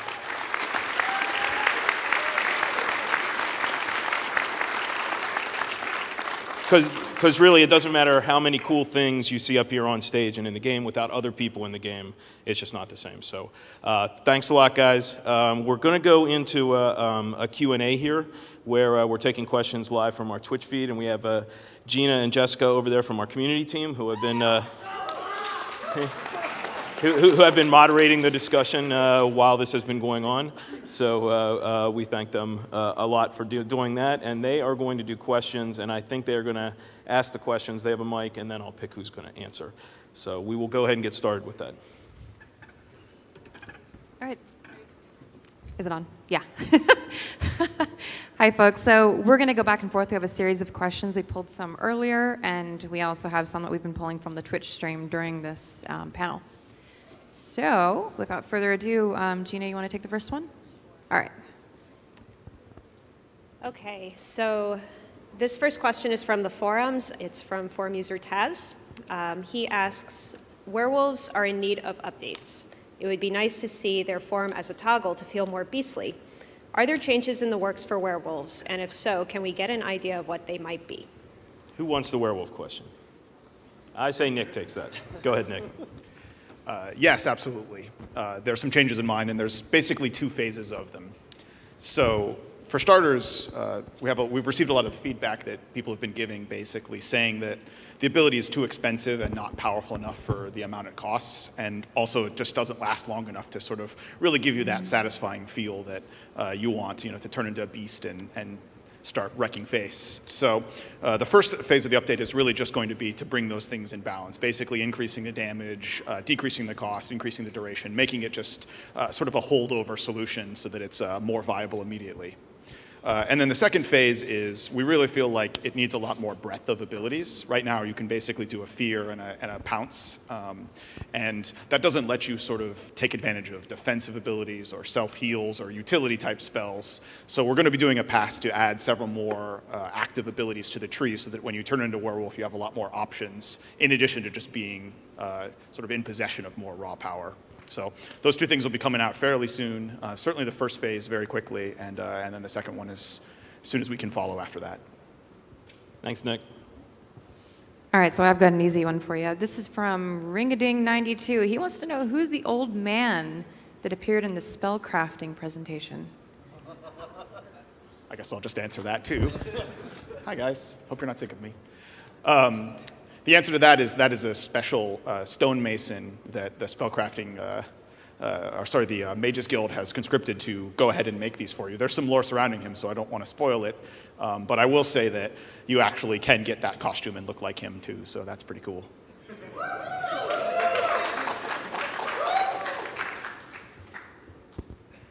This next question is something we've seen come up a few times recently.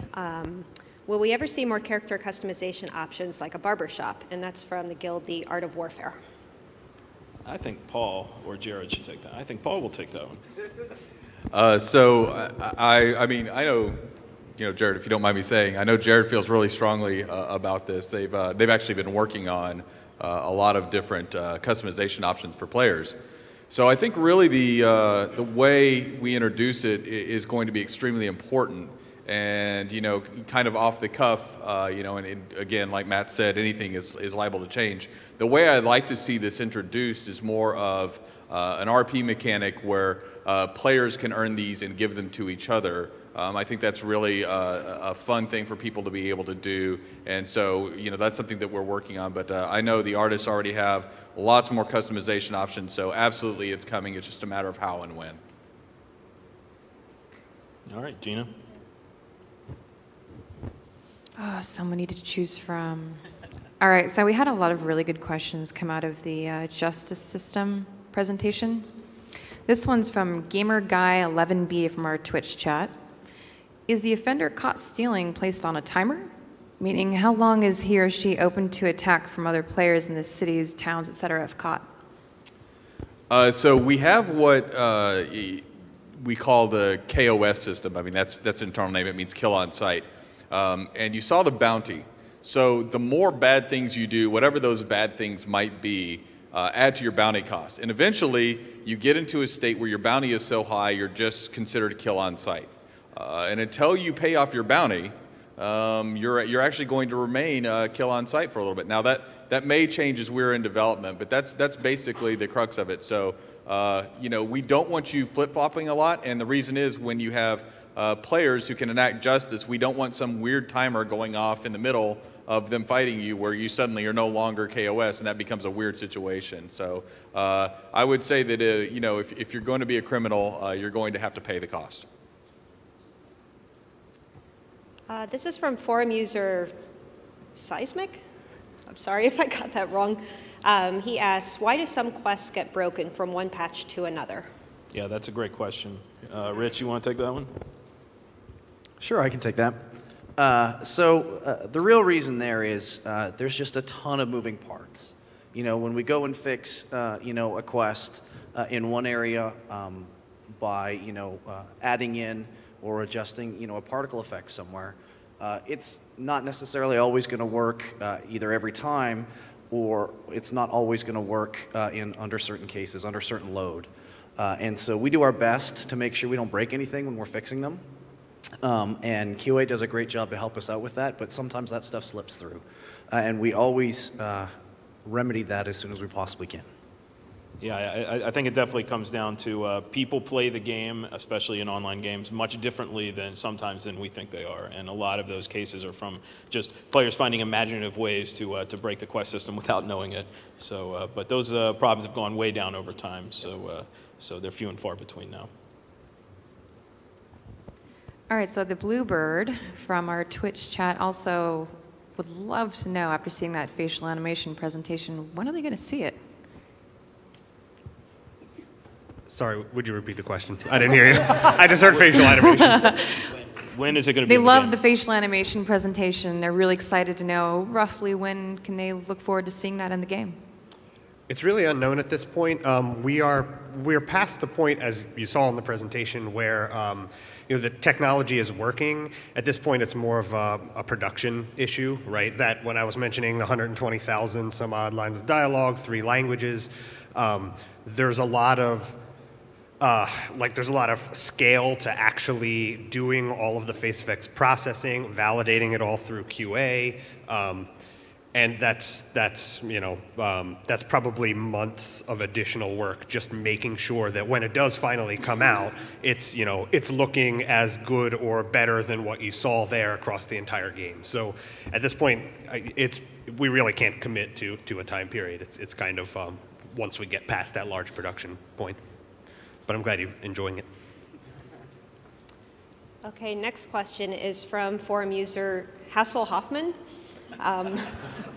He asks, do you plan on implementing a dueling feature for 1v1 oriented subscribers that like PvP but don't care for the huge epic war that Cyrodiil is? Paul, take that one. All right, so dueling, a very popular question, and one we want to address. A dueling system sounds very simple, but it's not always very simple, and the reason is because can other players join in? How do you prevent them from joining in?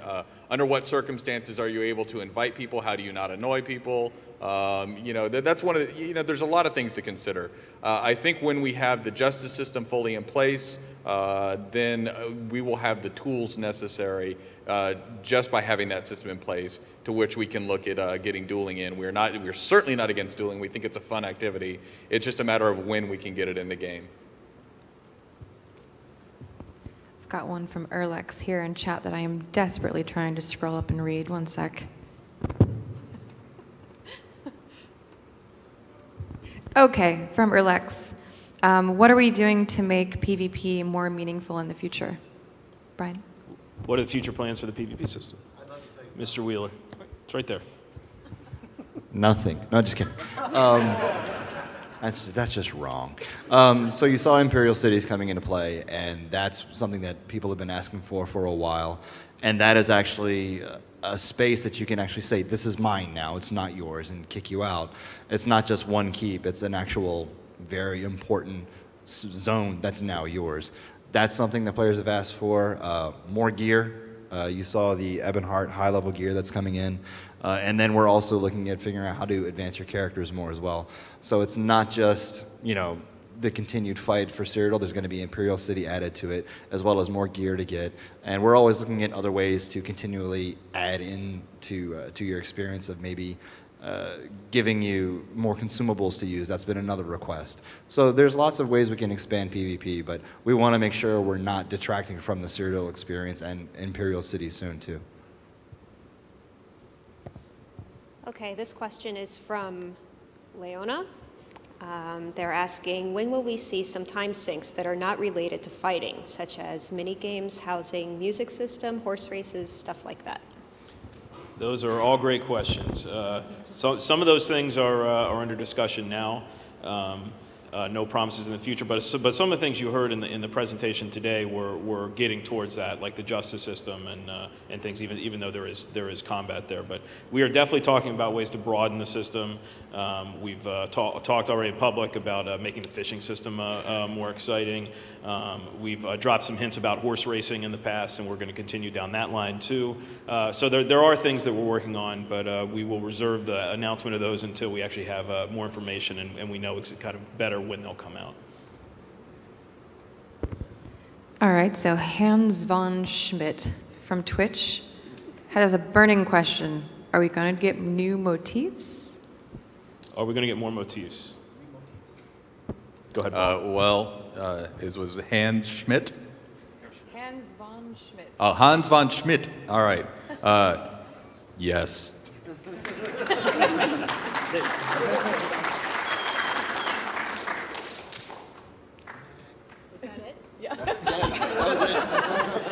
Okay. A simple question has a simple answer. I wasn't ready.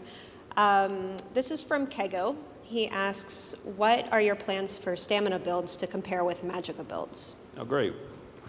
Nick? Hi again. That's a good question. It's something that we've certainly seen a lot of feedback about. So there's a number of plans that are in place about this. I'll go through a few of them. First and foremost, the one that we went ahead and already implemented, and that was to make medium armor have a passive that reduced the cost, similar to how light armor has a passive that reduces the cost of spells, so that would make it more comparable and you could have better sustained DPS out of stamina builds. So that was part one. Part two, there's a number of weapon-based attacks that are sort of in need of a DPS boost. Some that come to mind, uppercut, cleave, and several others that are particularly based off of stamina. So those are coming down the line pretty quickly. You'll be seeing some damage boost to those things so that they can be part of builds that are can sustain damage as well as some of the magicka builds can. We're also doing some things to help bring some parity between spell crit and weapon crit. And for ultimates, for example, we're making it so if you have a really high attack power from your weapon versus from your spell, it'll pick whichever's higher, so that stamina builds aren't sort of weakened in their ultimate relative to magicka builds. So we're basically hitting it on a whole lot of different fronts because it's something we're acutely aware of. Magicka builds are significantly more popular in our metrics than our stamina, and that's not our intention. So you'll basically be seeing us buffing various stamina abilities until it gets to the point where they're more on par with each other. All right, so T the Khajiit, one of our favorite Khajiit role players, wants to know, what do we have planned for role players in the future? I did mention some things there for role players. You know, I think anytime you have emergent gameplay systems where you have things like thieving and you know the player guard systems, those are fun. But I also think the things where players can reward other players, where players can own property in the game or something like that. Like, you know, we just started with our the guild traders coming in, and I think those are systems that really appeal to role players. It's definitely something we're acutely aware of and want to make sure we get into the game. So I think it's just going to be an ongoing effort over time, honestly. We don't have shards. But I understand what you're asking for, absolutely. All right, here's another one from the forums.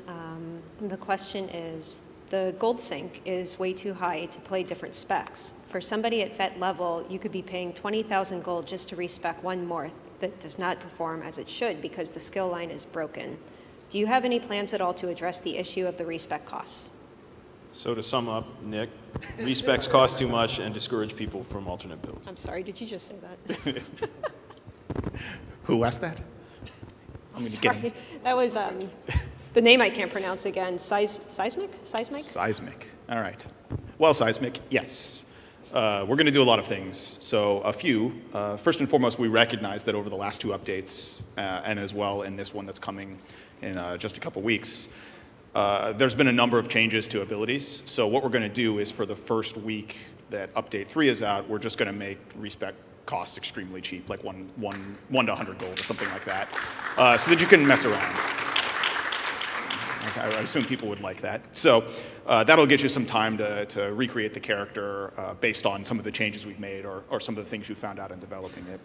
And then after that, we're going to go ahead and bring it back up to its full cost, but even that's going to be reduced significantly based off of what is probably 25% or so, so that in the long run we can encourage more total build customization. And then the last thing we're going to do is we're going to add a feature that is respec just your morphs, and that's going to be extremely cheap. I think a lot of the complaints about the respec had to do with, hey, I just want to change this one morph or advance in this one other different way, but the cost of doing that is actually the same as the full thing. So that's why we're adding that one feature, so that you can just kind of switch around your morphs, and that'll be significantly cheaper, like 100 times cheaper than would the full respec. So that'll allow people to do a good deal more customization in their characters and a little flexibility without making it just so that you respec before every fight. To add to that, because it's the Future of ESO panel, the plan for the champion system is that as well with those passives, it will have a built-in respec mechanism where you'll really only have to earn a champion point to just respec the way you want to respec. So that'll be built right into that system.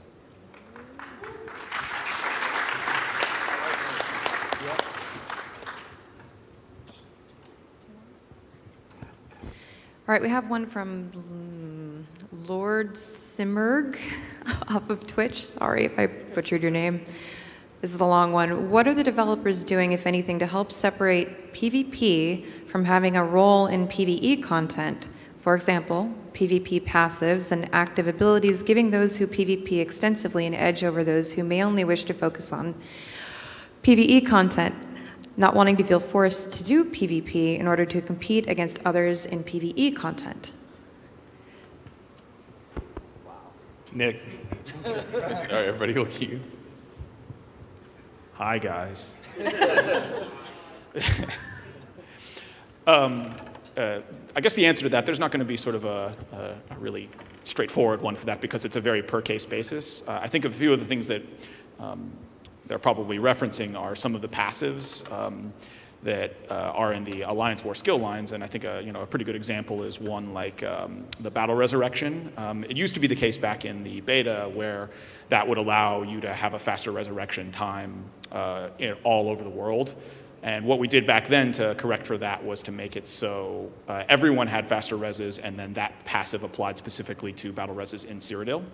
And so I think you might see us take more care to do some things like that. I think probably what this is in reference to is the passive abilities on the Emperor, which are pretty minor in terms of their statistical bonus when you're not the Emperor.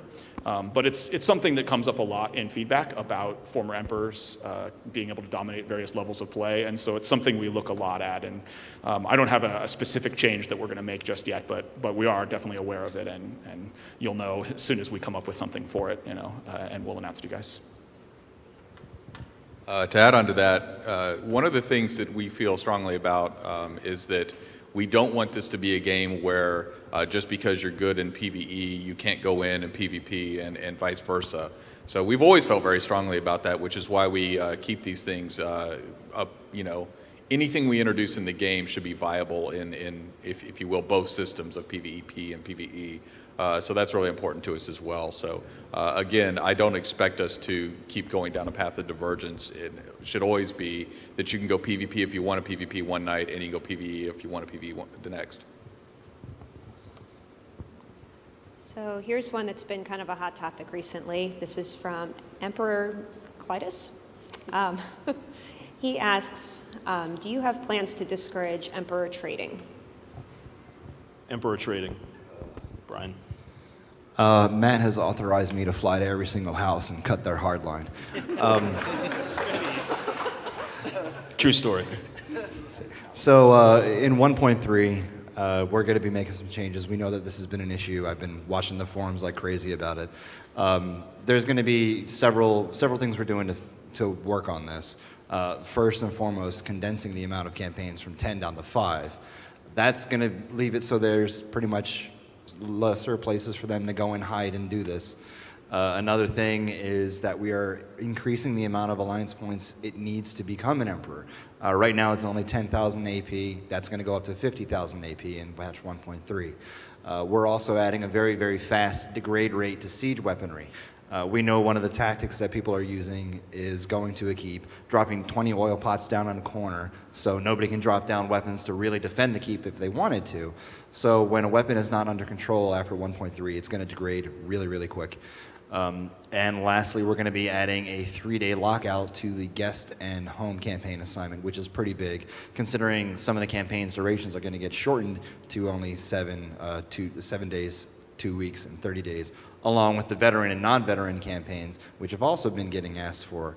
Those are going in 1.3, so we're making this the first batch of changes to help battle the emperorship trading. We're going to see what happens after that, and we'll keep watching and making sure we keep an eye on it.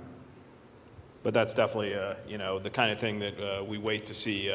Like I said before, you know, we put in systems and players find ways to engineer themselves around it. So we'll continue to battle them as long as we need to. That's a nice way of wording it, engineer around. There you go. I think we have time for one more question. I'm going to combine a couple then. So this is about spellcrafting. So Ring-a-Ding 92, Kendros, these are two combined questions. So is a spell tome a one-time use of the spell, or do you just learn the spell? And also, can we create weapon spells or stamina-based spells? Oh, let me guess who's going to answer that one. Yeah. God, I'm sick of me by this point. Okay, answer to the first question is yes, it's a consumable, but you can make more of them. So it's definitely going to provide a lot of value to some of the more rare blank tablets that you can find out in the world. If someone's willing to sell a legendary quality, say, ultimate Conjure Flame Atronach off the top of my head, I suspect that would be an extremely valuable in terms of gold item that you might be able to trade to someone else versus, you know, something that's made a little more mundane, but you can keep producing them, and that'll definitely spread across the world as the system gets more and more users. The second question was, can you make a stamina ability? We have other plans to expand on different stamina abilities, but one of the spells that you can actually create is Restore Stamina from the Restoration skill. So I actually think you might see some more cycle builds based off that way, right? On the Sorcerer right now, there's an ability called Dark Exchange that you can use to trade stamina for magicka. And there's an ability in the Mages Guild called Equilibrium where you can trade health for magicka, and there's never been sort of the opposite direction, which is magicka for stamina. And that's something I think you might see a lot of people who want to, you know, burn stamina builds start to use, because the magicka, doesn't necessarily have value if you're all focused on stamina, and that's a way for you to get value out of it. All right. Well, thank you, Internet. Thank you, Dallas.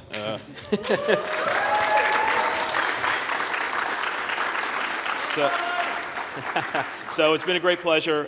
Really appreciate it. I think we're going to have a meet and greet for those that are here in Dallas. And for you guys on the Internet, we'll see you in Tamriel. Thanks, everyone.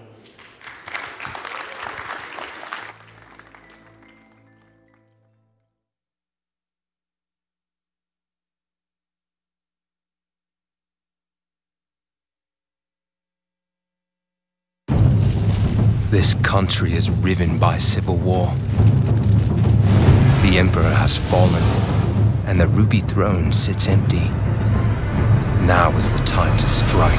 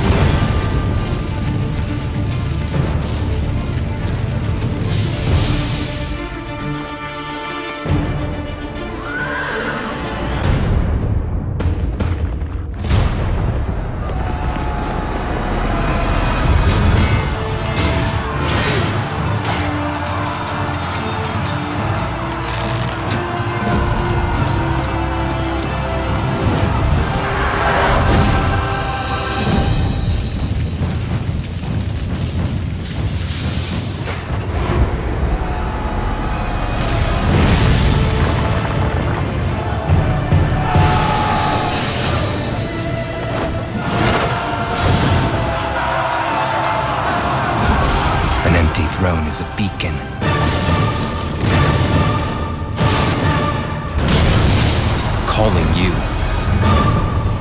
to reign.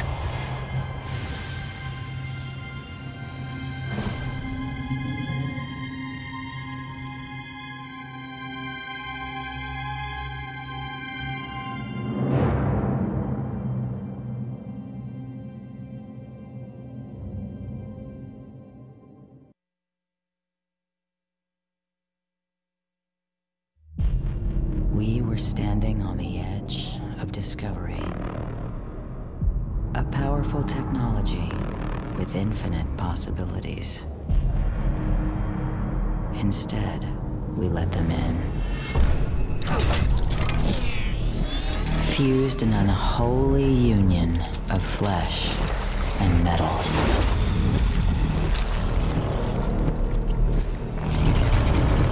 Now this brave new world has gone to hell.